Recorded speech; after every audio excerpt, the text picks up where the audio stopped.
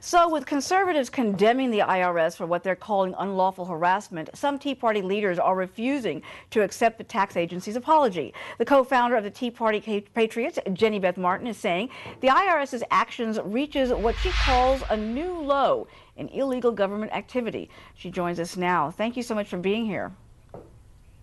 Thank you, Uma. I know you're very angry and upset over what you believe is a clear sign of abuse by government power. Since you believe that the IRS tried to block your ability to exercise your group's First Amendment rights, do you think there was political pressure on the IRS to target conservative groups like yours? I don't know if there was or not. They lied last year when they said they were not discriminating against us. Clearly they were. And I think we need to have an investigation to see how far this runs and if there's another cover-up going on. When you say they allegedly lied last year, you're saying that questions were raised back then by some groups that they felt they were being harassed by the IRS, correct? Yes, that's correct. There were groups all over the country, from California to New Mexico, Texas, South Carolina, Georgia, Ohio, groups all over the country, coast to coast, that were having issues with the IRS. And we raised questions then, are you doing this simply because we're Tea Party groups? And they denied it and said that absolutely was not happening. Now, yesterday they apologized and admit that they did it. An apology simply is not enough.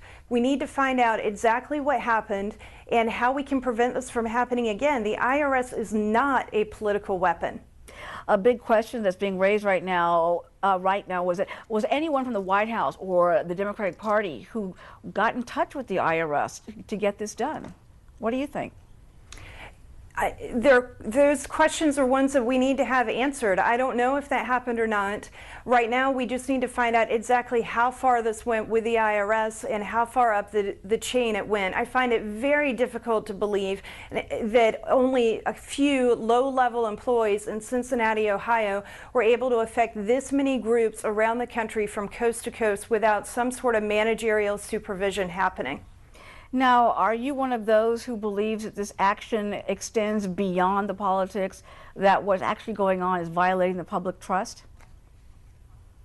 It's violating the public trust, and it's violating our First Amendment rights.